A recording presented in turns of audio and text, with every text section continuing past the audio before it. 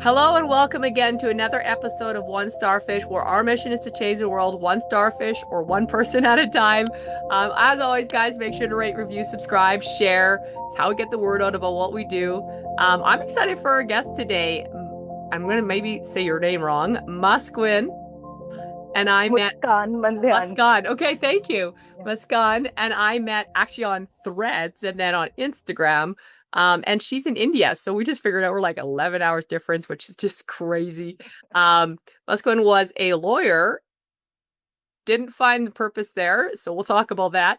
Turned into a social media marketer, helping lawyers and other women, and is an AI enthusiast, which I don't know much about, but I'm excited to learn about that with her today and you guys today. So welcome to the show. That's cool. Thank you, Angela, for inviting me. I hope I'm pronouncing your name correctly. It's Angela, Yes, right? super simple. You got it. Yeah. Thank you so much for inviting me on your podcast. And I'm super excited to talk with you. Me too. I'm excited. So let's get into why did you become a lawyer? Tell us a little bit about that, and then what made you get out of it. So just tell us a little bit of your journey. So, actually, I was a commerce student, basically. I was in the middle of accounting, books, business, and everything. In college, also, and I mean, in school, also, I was not that a great kid who always tops every exam. I was just an average person. But I was always excited to explore. I was just very bored of these business things and all of that, and I wanted to explore the legal side, authorities, police, how things work in court. And to be honest, I had nothing like in mind, like which course should I pursue. In India, things happen very randomly with people. We don't plan much. I was also among those kids only who didn't plan her career very well. I just thought, let's go for the law. And nobody is a lawyer. There's lawyer in my family, so it would be fun. I'll be a lawyer. I'll get to wear that white neckband and coat. But this was the worst decision of my life, I guess, because in legal field you really need connection, Angela. If you want to succeed in this field, you need huge connections. Okay, you need to be a people person. You should know when to talk and what not to say to the other person if you want them as your clients, which unfortunately I'm not. I'm the kind of person who speaks very frankly, very bluntly. Something I if I like something about you, I'll just say I like this about you a lot. And I like your smile, by the way. Thank you. And yeah, if I didn't like anything, I'll just be straight. This thing needs to be corrected, and the person needs to be in his or her boundary, which was not much appreciated in my field. I went for some internships. I experienced the toxic environment ever, most toxic environment ever, which was not at all good. And I'm undergoing therapy as well for now because of these experiences, I would say, to some extent. Yeah. So that made me question something, that is this field made for me? The court, the judges, the pressure, the stress, the kind of cases I'm getting. I actually interned in a mediation firm, okay, where husbands and wife were fighting for divorce and everything was happening. So for few days it was really fun for me. Okay, I'm getting some gossip and all, but after few days it was a living hell. They were fighting like anything. Lot of stuff was going on, and whenever I was coming back home, I was feeling a sort of burden that Mm, was not going. Everything was roaming in my mind. I was unable to sleep at night, mm, and then lockdown happened.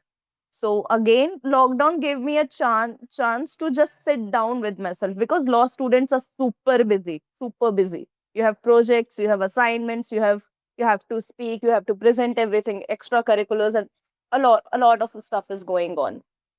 Then I questioned myself: Is government service made for me? Question was straight no. No, I cannot work for fixed hours from 9 to 5 or anything like that. I'm not made for that thing. I'll straight away question my boss. So let's just get back from there. Then I thought, why not business? Why not teaching? I love teaching. I love mentoring people. I love speaking. So I just started a YouTube channel, which was very random, which was like not even properly planned. I started teaching law students, and I slowly started getting good numbers. Like currently, I have 35 lakh plus views on my old channel, which interested me a lot. So I kept continuing this. Then I thought like I'm so good at content. I've started understanding YouTube algorithm, Instagram algorithm, and LinkedIn. So I thought I should help other people as well. And I found a niche that is lawyers who really don't care about branding and all of No, that. They're just like, yeah, no, not they're at all. so busy. Like, Yeah, they are exactly. That's the thing. They are so busy. So if they are busy, why not me? I can take that pressure for them. yeah. That's where I came. And yes, this is how it's going right now. We are trying to reach out to clients. Yeah. Wow, that's so cool. And that makes so much sense because, yeah, I mean, I don't got time to be on social media and really figure things out. Like, that's not their Right. niche, you know? But that's Right. amazing. How did your family take all that? Like that's a lot of schooling, that's a lot of expense, um, a lot of time. They were probably excited you're going to be the first lawyer in the family. That's kind of like a, I mean, to me, I view it as like a little thing, notch on the belt, whatever you want to call it. How did they Right. view it, whenever you switched to business and social media and like, yeah, how's that been for you? Actually, I love my parents for this because they're very open. I lost my father during COVID because of oral cancer. Yeah. So he was not there. And majorly, I have taken decisions of my life, like major decisions I have taken because I feel if I'm taking a decision, I shouldn't blame my parents for that. Correct. And this is also, I have put my parents very clearly that if I'm taking some decision, I don't want to blame you down 5 years or 10 years. So please just try to understand my point as well. Okay. So my mother is always supportive that whatever you are doing, just do it with complete honesty. There shouldn't be if or buts there, and you shouldn't be like scamming somebody. Should be very straight, very calm, and very honest with the person. Whatever work you are doing, just do it in the best way. If you are even brooming a floor, just do it in the best way. This is the thing. This is the ideology she works with, and this is what I love.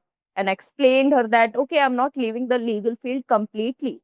I'll be mentoring the students. I have not left that field completely. I'm still there. Yeah, I was a lawyer. I can go back to court any day I want and start working again. Yeah. So I love mentoring students. So I'm building future lawyers. I'm building lawyers who will be great at what they do. And I really love this. Like I'm building something like which is so interesting and the future of India. This is what interests me the most. That's really Future cool. legal minds who are tech savvy, who are financially independent, who actually understand the value of time in their college because a lot of students end up wasting their time, which I don't like at all. It's cool. Yes. You found a passion and a niche. I love that. That's awesome. And and maybe I'm stereotyping. I don't know Indian culture a lot beyond what I see in Canada, Mm, which obviously is different. But what I've mm. seen here a lot of times is women and men are treated differently. And sometimes I've seen where the women are not the heads, let's put it that way. Um, is that something you've gone through at all? I'm just curious. Like, has that been anything that has it been treated as part of the thing when you said it was really stressful and what you went into? Was some of it because you were a woman at all? Do you feel like, or no? I'd have felt that at every stage of my life, at every stage. Yes. I mean, like, it's very personal, but I would like to share with you and with everyone. When my father passed away, like, my family, the so called patriarchal people, tried to manipulate me. That you're not made for field work, you're not made for anything. Why you are focusing on this thing, making videos and all. And no, but they kept on realizing, they just kept on, pressurizing me that there is no one for you. There's no one for you, and you are nothing without your father. And that's what I took as a challenge. That okay, I'll complete something, I'll show you guys something. And they basically tried to do some stupid things, or I would say illegal things with me, which I fought back, and I engaged authorities as well to stand with me, and they gladly supported me as well in those things. And yes, they kept on like pushing me downwards. You know, the relatives thing. and all of that. That's very common in Indian culture, I would say. Very common. The relatives just try to push you down. People don't like when you're doing something different, Angela. You That's what must I have thought. felt that. Hmm. Yeah, when you are trying to do something different that has not been done in so many years or they haven't heard about it, so it's natural to them as well to push you down. And you are a woman. That's a big issue. That's a big issue. Especially in legal field also you'll feel this in courts and as well. Like women are sort of like they are sometimes abused as well. Hmm. So these things definitely happen. And right now I'm going under therapy. So my also my childhood traumas as well come from this, stem from this issue only, women and men. Hmm. I could see that. That's why I was curious. Like I said, for anyone listening, I feel like in Canada, for instance, or Mm, the States, like it's hard enough going out and doing your own thing, but I don't mm, feel we have as much male, female, though some people do. Sometimes there is mm, mm. segregation as there is in some other countries. And I feel like India kind of can be a Yes, lot of that like yes, caste yes. system almost still old school. But your Partially mom, still but your exists. mom wasn't like that, which I find really cool because you had a really, it sounds like you Exactly, have a really exactly. strong mom. Now I want to be her strength. That's what I'm telling you, that please don't hang out with people who push you down at all. We are with you. I have a sister as well. Her name is Saloni Mandhyan. So we both are working really hard and we are pushing her as well that you also need to work. If you are finding anything passionate to work, just go and explore. Nobody's stopping you. Hmm. You know, if three women, four women are stopping you in a locality or in a community, just leave that community. We don't need it. We need women who are bold enough, because women who are bold, they write history. Good girls never write history. Bold women write history. And history has been a record of that. If you're not able to fight, you won't survive a day. You won't survive a day. Wow. That's the So thing. what would you say to someone that's listening to this and maybe they don't have, like, at least they said you had a mom support. Maybe they don't even have that. Where's someone, because I know you mentioned to me that you are into the mental health, you have a therapist, like you're into that kind of stuff.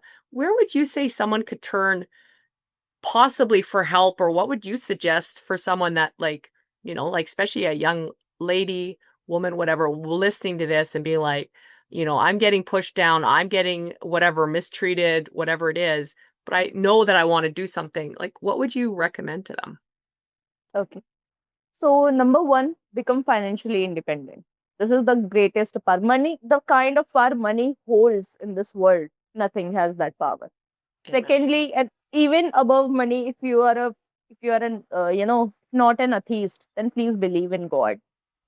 The greatest power is coming from there only. Nobody has to do anything. Every single action, even if the thread is moving from one place to another, I feel God is there. So start believing in God, start believing in that power. That power is awesome. That power gives you the motivation to move when nothing is happening, nothing is working around you, everything is dead. One power will always be there. Please do that. First is financial independence. Then, second is please know about the laws. You need to be legally aware. You should know what help can you get from police, what help can you get from authorities in case something goes wrong. Hmm. Thirdly, if you are like breaking down a lot, you're not able to work because before I started my therapy, I was very conservative that therapy will do nothing to me. I wasn't able to sleep at night. My mind was running like crazily. I wasn't able to work for days. If I was procrastinating, I was procrastinating some work for months and months. And a constant thought was running inside me. That thoughts won't stop. They won't let me work. That's when my pursuit went for therapy. So you should start going for therapy if you're not feeling well. Hmm. Fourthly, nobody will support you. Nobody will support Just you. know it. Even at times, yeah, no one, no one. Just write that on some wall where you are able to see that every day, every second, nobody is there to support me. Even at times, you won't support yourself. Have you started supporting yourself? That's the question. Hmm. Do you realize your strengths? Because before you realize your strengths, the other person will realize your weaknesses. So it's better to realize your strengths at time, start working upon them. Nobody is here to help you. Nobody is coming to help you. No, spirits or any kind of angels are here. Just start working, start putting your hard work, start taking a stand for yourself, start taking the small decisions. Nobody's telling you to take big decisions. Leave them. Just start taking the small decisions. Take a first step. That's where things begin. Tell people that there is a particular boundary that you can't cross, and I won't allow you to cross. That's where I end. That's where you don't get to enter. Very clearly, set boundaries. It's good. I like that. That's awesome. Well, switching a little bit here, you're Yeah. into AI. Tell us a little bit about that journey and what do you see with it like in our future? What excites you about it? Yeah. So I basically started, like, I'm not some technical person. I'm also from a non-tech background. As I mentioned, I was a lawyer. So AI interests me because it is the present and the future. And I love like keeping myself updated and aware. So basically, I started learning about artificial intelligence in 2020. I first heard about ChatGPT and all, something is going on and I should know about this. The only thing I would say, like before jump into the details, I would say we are a lucky set of people in 2025 that we are able to, see this development. These tools are still in their developmental age. They are still very unmature. So we must start learning these tools early so that when they become mature, we are among those rare set of people that started learning these tools early and became experts. Our demand will increase after 10 to 20 years because we are from that rare set of people who started, capturing everything early. People who are ignoring AI, there are two sets of people. People who don't like evolution at all. They don't like any kind of development, any kind of change. They are against it. They will just say everything that this is a scam. This will go away in few days. Everything is scam for them. Everything is just a thing which is not very permanent. And then there are other set of people who are like who respect change, who respect evolution. They like to grow. We have to be in the second set of people if we want to grow in future. Because recently I read an interview that was published in Axios, I think AXIOS. They published an interview with the Anthropic's CEO. So Anthropic's CEO, Anthropic is a company that has created a tool known as Claude, basically. So he said that in the near future, in the coming future, everything will be done by AI agents. Now, the AI tools that you must have heard about, ChatGPT, Grok, or DeepSeek, these are basically chatbots. You are giving them prompt, they're replying you with some answer, right? AI agents are different. You are giving them a command that, okay, I have a meeting with Angela at 7:30 p.m. Schedule that meeting, send her a thank you email and invitation email, and send her some quotes and as well, okay, and a nice invitation email. So without interruption, like I won't interrupt at all, it will do everything. It will find your email, it will send you an email, it will write an email, it will send you the invitation. Everything will be done by that. So now you realize, if there is a company, I'm the owner of that company, do I even need people? I just need a team of AI agents, right? I just need a team of AI agents who are great at who are great at executing any task at service level. I won't need humans at all for this work. So this is what's happening, and this is what the future is going to look like, where there will be companies where there will be only one member at top management, and rest of the things will be handled by agents. There will be a team of agents.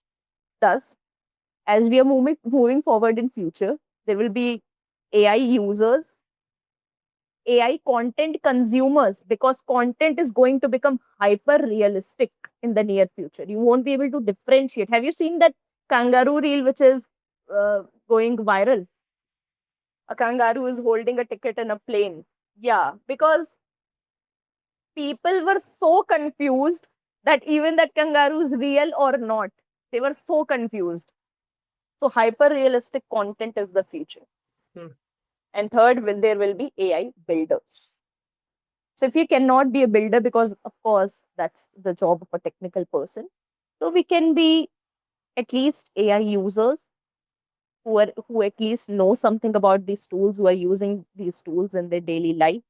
You can start simply by automating certain tasks so that you are into that thing. If you're completely unaware, that's going to create a problem.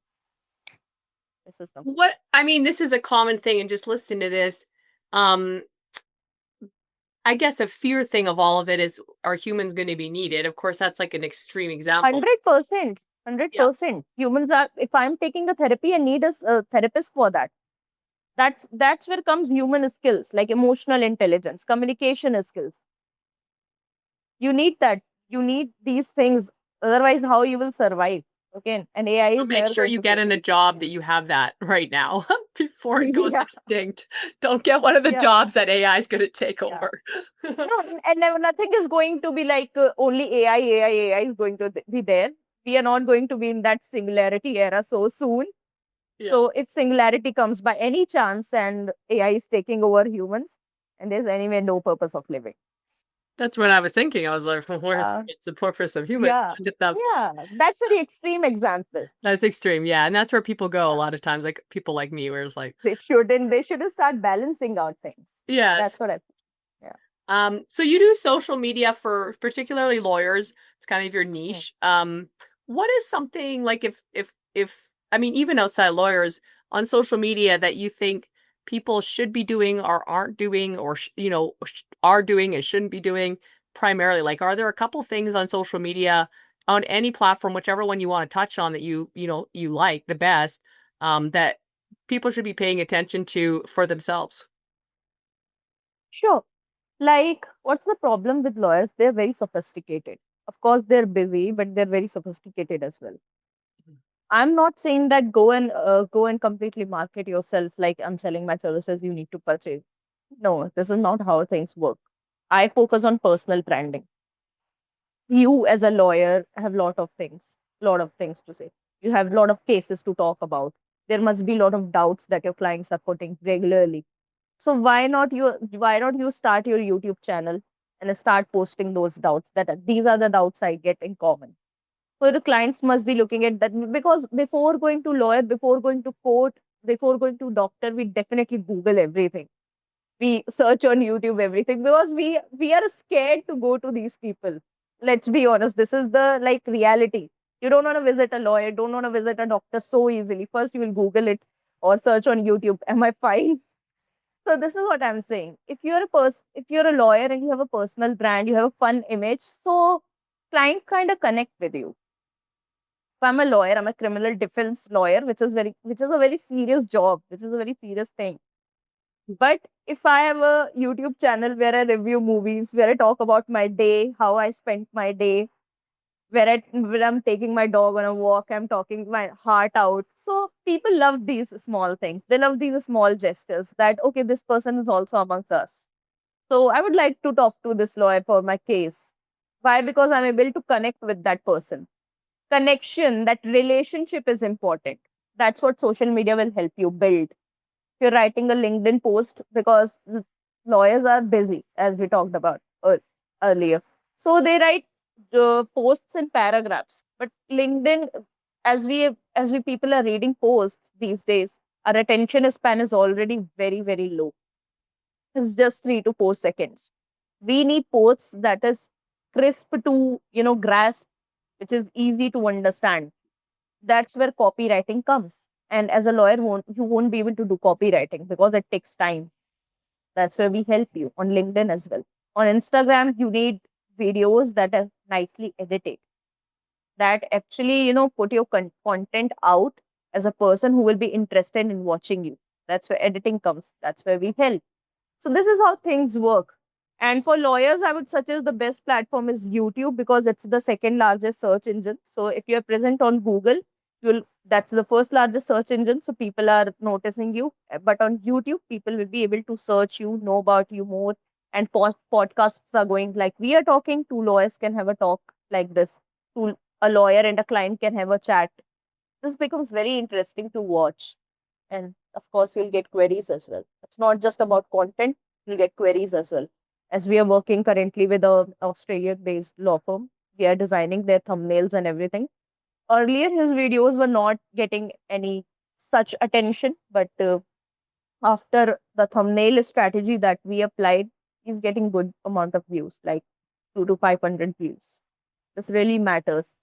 You know, when you are in a particular niche, you won't get lakhs and lakhs of views like comedy entertainment niche gets. When you are a complete different niche, which is hyper professional, like for lawyers, for engineers, the amount of views you are getting, like 200 or 500 views, that are very niched and very focused. That audience is completely yours and it's very focused on you. This is the quality. This is the thing that we are teaching lawyers about. Yeah. That's cool. That makes a lot of sense. Get into a niche little group. That's awesome. I love it. Where do you see your business going in the next 5 years? What's your goal with your business and your life a little bit? In next 5 years, we'll be of course focusing on AI content a lot because that is booming. Mhm. And secondly, we want to onboard some legal startups as well, some entrepreneurs as well, because they definitely need marketing, especially in India, as we are saying, because these guys are not focusing on aesthetics. And as AI is rising, as AI content is rising, you will be able to see a shift where things are very perfect. You won't be able to find even a single defect. That's where authenticity comes. That's what we want to balance: AI content and authenticity. Means you will also be there, but there will be a certain, sorry, a touch of AI. That's what we want to focus on. So this is the vision, and we want to grow our agency. We definitely want to help more freelancers get jobs. We want more employment to increase. Is the goal is not about just profit making. The goal is about helping people get jobs and increase the employment opportunities. And as for life, I still want some mental peace, which I'm lacking, because I'm a kind of a person who wants perfectionism in everything. I'm a kind of a person who runs behind time, that if she has 7:30, I have to be present at 7:30 p.m. only. So these are things quite bothering me. Very perfect. That's what I need to reduce. I need to accept my faults as well. Sometimes I need to rest, because earlier I was not taking break even on Sundays. I was just constantly working. I need to accept few things about me, that I'm a human and I too need rest, and I too need to have fun. And whatever is happening is happening with the permission of God. So just keep going. It's good. Yeah. Yes, you're not an AI bot. I gotta I Yeah. love it. So in wrapping up, I always have three final questions, and then anything we didn't touch on that you think we really want to leave our listeners with. Yeah. And this has been really cool. So first and final question is, if someone's looking for their purpose, what's one sentence you would say that could help them find their purpose? One sentence. Yeah, that's very difficult. Mm, One paragraph, whatever. yeah. If something is coming from deep inside you, from your heart, just don't keep it on wait. Please execute it. Maybe that's not a purpose, but that's a drive that will take you somewhere in life, for sure. Don't keep the heart waiting for a long time. Execute that particular idea, execute that thought, and it's definitely going to take you a lot higher in life. Love it. What's a favorite quote and why? Some women fear the fire, some women simply become it. Ooh, I So, like yeah, there are women who are scared, who are like, they don't like fighting. They are good girls, they have manners. They appreciate patriarchy in the name of feminism. They feel that, okay, women have a role where they need to comfort men when they're coming back from work. They need to comfort them. They need to make them feel good. They need to be in the sheets. Whereas there are certain women who are super bold at what they do. They believe in battles. They fight the battles. They move in the battleground with a thumb. Then we need to be there. If we are there, there will be fire. The fire is alive and it has to be burned each day. Love that. Third and final question. What's one word or sentence you want on your gravestone? You were always a fighter like a Kali. Kali is an Indian goddess, the Hindu goddess. So yeah, you're always fighter like a Kali. I like that. That was good. All right, we run into someone in the coffee shop. They listen to this. What's something though we didn't touch on yet that you think would be really impactful to leave our listeners with? I guess mental health. Hmm. Yeah, we could have touched upon more that. Make sure, Of course, make sure to we'll look be after your meeting mental next health. time. Of course, yeah. Yeah, that's And good. yeah, that's the thing that you should always take care. Don't underestimate that. That's not a thing to underestimate any day. Cool. I like that. Very cool. Guys, make sure to share. I know you'll want to share this. It's so good. I just love this. So share it. Let's go out there. If we can change one life or one starfish at a time together, we can change the world. Thanks for being on. I Of appreciate it. course, yeah.